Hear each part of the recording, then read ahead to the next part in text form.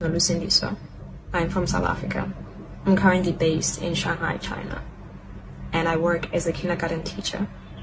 On Wednesday, August 23rd, during a disagreement, the HR manager at my job, a guy, punched me on my face.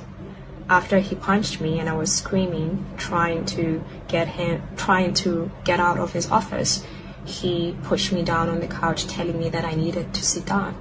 I screamed and I was trying to get my phone so I can take pictures and videos of what was happening. Instead, he grabbed my phone and said he didn't have my phone anymore. I don't know how I got out of the office, but somehow I got out. And I was running in the passage of this kindergarten trying to get help. There were various women there. All of them just watched and did nothing. I managed to run to the stairs, but by the time I got to the stairs, he was already there. And he was preventing me from going past them. I was screaming, but he was pulling me, preventing me from leaving. I don't know what came to my head, but I thought about a different exit, and I ran towards the different exit, but he was chasing me. And during the time that he was chasing me, he was singing a song, humming a song, as though to distract me in case so that I can fall and he can catch me.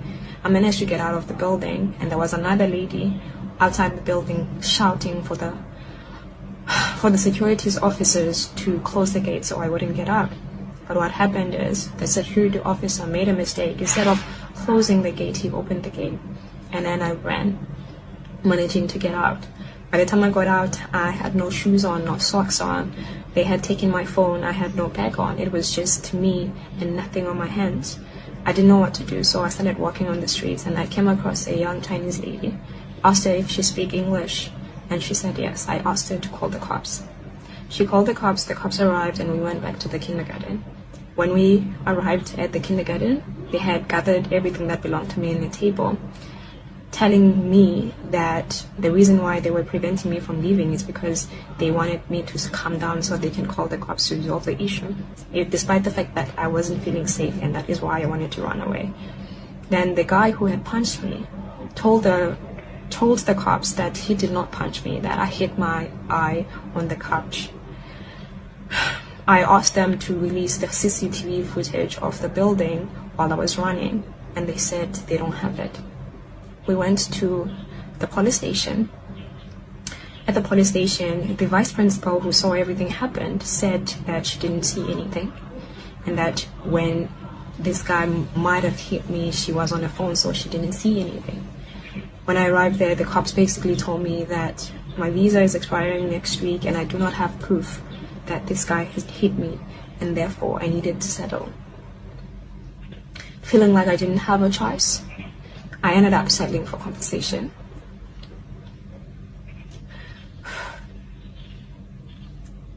I'm making this video because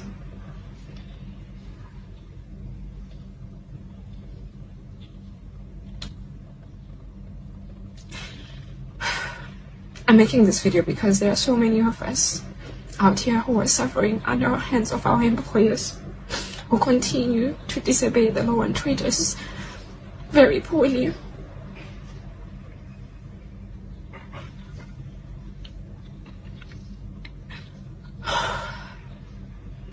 And I'm also making this video because I feel very powerless in this situation.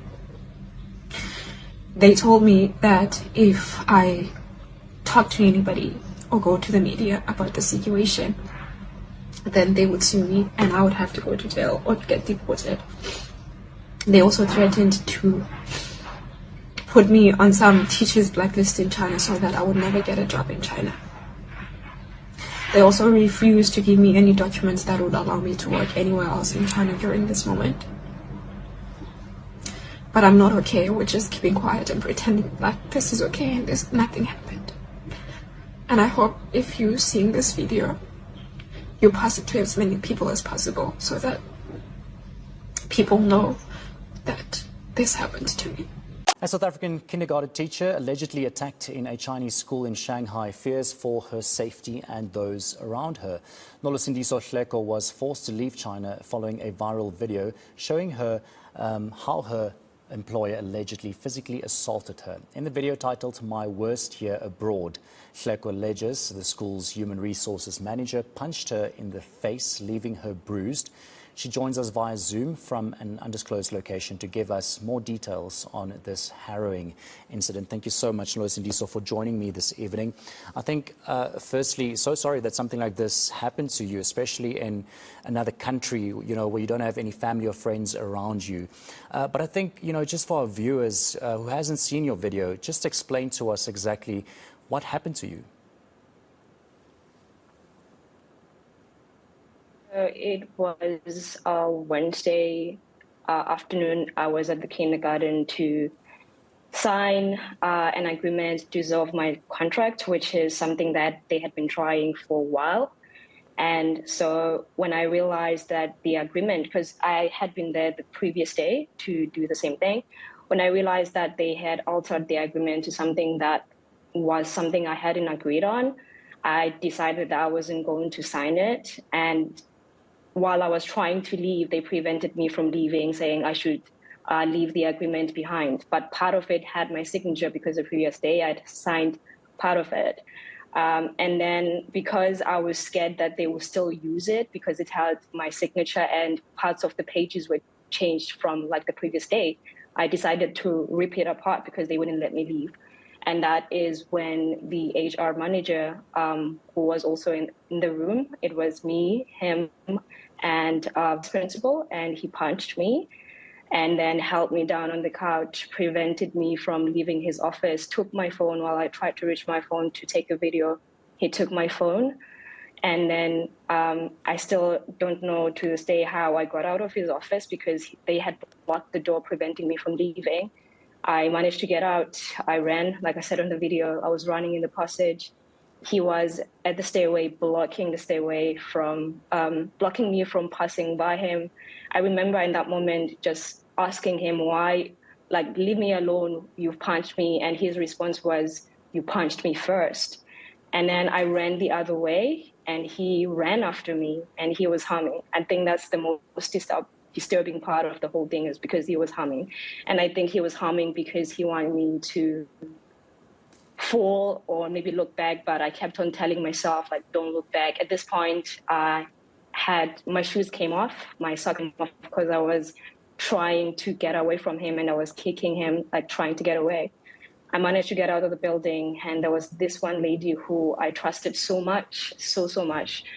And she shouted at the security guard and told him to close the gate. I remember just turning around and looking at her and like, why are you doing this? Oscar punched me. She never even looked me in the eye. She was looking directly in the security guard. Fortunately for me, instead of closing the gate, the security guard opened the gate.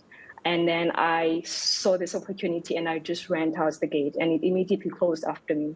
So I was alone on the streets, had no socks on, I had no bag, I had no shoes on. I was just there. I didn't even know what to do. At this point, I could feel my eye was getting swollen. I remember coming across, initially I came across an older Chinese lady. I asked her if she had a phone because I knew the emergency number in China, but she couldn't understand what I was saying. And that is when I came across a younger Chinese lady and then I asked her to call the cops. I asked her if she could speak English initially and she said yes. And I asked her to call the cops. And I think that's the moment I started to cry. Yeah, so and at this point, what happened. Nolusindiso, when she called the cops arrive. How were they in assisting you? Were they helpful? And did you then also reach out to the local authorities there to help you in this situation? And how did they respond to that? By local authorities, are you referring to the SA consulate? No, the Chinese authorities. No. So basically, I called the cop. So this lady helped me call the cops, and the cops arrived. But when I arrived at the kindergarten, they also had called the cops. So there were cops there already, and they had gathered everything that belonged to me on the table. And then from then onwards, they basically looked at the office and said there was no CCTV, and he was telling them that I hit myself on the couch.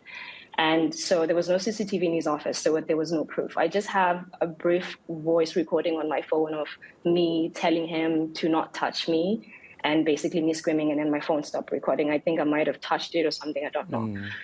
There were no other authorities I was in contact with other than the cops. The cops were not helpful at all. Because there is a CCTV in the passages of the kindergarten. Every place in China has CCTVs. And I told them the cameras in the footage should have been recording, but they never pursued the school to ask for CCTV footage. And when we got to the police station, and I kept on telling them about this, and they said I had no proof, and I couldn't prove anything. I couldn't prove that he hit me. I couldn't, and I told them I was going to call my embassy, and they told me like my embassy wouldn't be able to do anything. So. But it's so strange, Nolusindiso, that, you know, the people that were there that obviously saw what happened, because I assume there were eyewitnesses to this as well. And what did they say? Did they not come to your aid? So the vice principal, who was in the same room that was hit, she said she didn't see anything. She kept on telling me I was on the phone. I didn't see anything. The other people that were in the school, most of them watched. Literally nobody was telling this guy to let me go, because even in the police station, I was like, okay, so he didn't hit me, right? I hit myself on the couch. Then why were you guys preventing me from leaving the building? Why were you trying to stop me from leaving the building? And they were telling me, we were trying to get you to calm down so we can call the cops. I'm like, why would you try to get somebody to calm down after they've been hit? I was screaming, I was shouting because I had been hit. But none of the people that were there did anything. Like literally everyone was like poking through their classroom looking, but none of them tried to stop them. None of them tried to defend me, and none of them tried to in any way collaborate my story. None of them. Even when you speak about it now, I can hear the shiver in your voice, because you felt helpless in that moment, and it is. I'm so sorry, but to take you through that again, having to repeat this, but of course I know there's a reason why you're doing this, and you want people to know what happened to you, because you felt helpless in that moment in a foreign country with no one to help you. You did mention the embassy, the South African embassy. Yes. Did they finally come to your assistance? The first number, before calling any of my friends, the first number that I called was the consulate in Shanghai. Multiple times I called Beijing, multiple times that day. None of them answered. Nobody answered. I ended up calling one of my friends who is in Shanghai, also South African. He was the one who tried to help, and also the one who tried to get me in contact with a lawyer in Shanghai. None of the consulate helped. The following day, I still woke up because I was still feeling terrible, and I still wanted them to do something. I called the consulate in Shanghai multiple times again. I couldn't get hold of someone, and then I called Beijing. What they told me was so disappointing. When I called Beijing, they basically told me that it was not within their jurisdiction and that I needed to call Shanghai. And I would be thinking that they would try to help regardless, but they were like, it's not within their jurisdiction. I called Shanghai again. I was able to get someone who said she would give my number to someone responsible for South Africans in China. My mistake in this whole thing was not getting people's names. I never wrote anybody's name, but I went to a hospital that afternoon. And while I was in a hospital, I got a call from the consulate in Shanghai from a lady. I never took down her name, so I don't know who she was.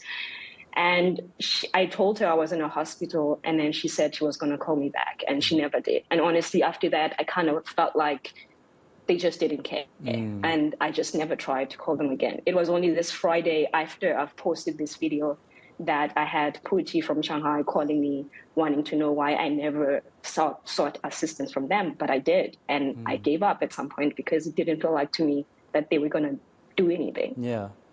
And I know you're not in China at the moment, if I'm not mistaken. Did the South African Department of International Relations come to your assistance as well? Did they help in some way to get you out of the country, or how did you leave? So I was intending to leave China anyways the following week on the 31st. So I had a ticket booked already.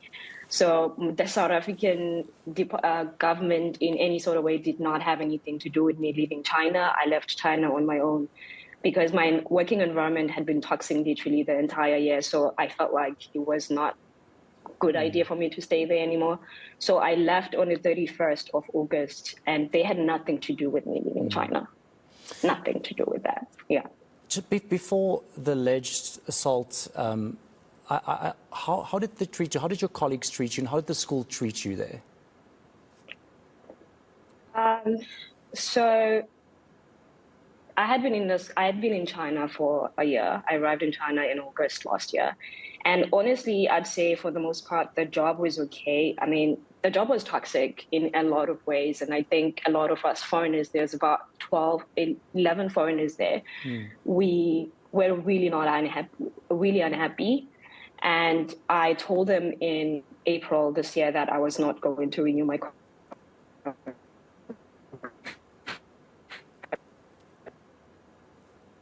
It seems like we are breaking up with Nolusindiso, so we've lost her, unfortunately. It's at that point, and that was in June, 10 months in. Yeah, unfortunately, Nolusindiso, Sorry? your signal is breaking up, but maybe you can try and answer that question again. Yeah. So I was saying I've been working there since last year, since August last year. And there are about 11 of us foreigners who work at the kindergarten, 4 South Africans, including myself. And everything had been great. But in April, I had decided not to renew my contract with them. And I think that made me an easy target for a lot of their frustrations, because in June, they told me that they like me to quit. And when I asked them why, they basically made it seem like they were doing me a favor. They wanted me to go home and spend 2 months home and then come back to China. When I did a bit of background research on that from other colleagues, I realized that for July and August, they have summer camps. They had a lower student enrollment than they anticipated, and they had more teachers.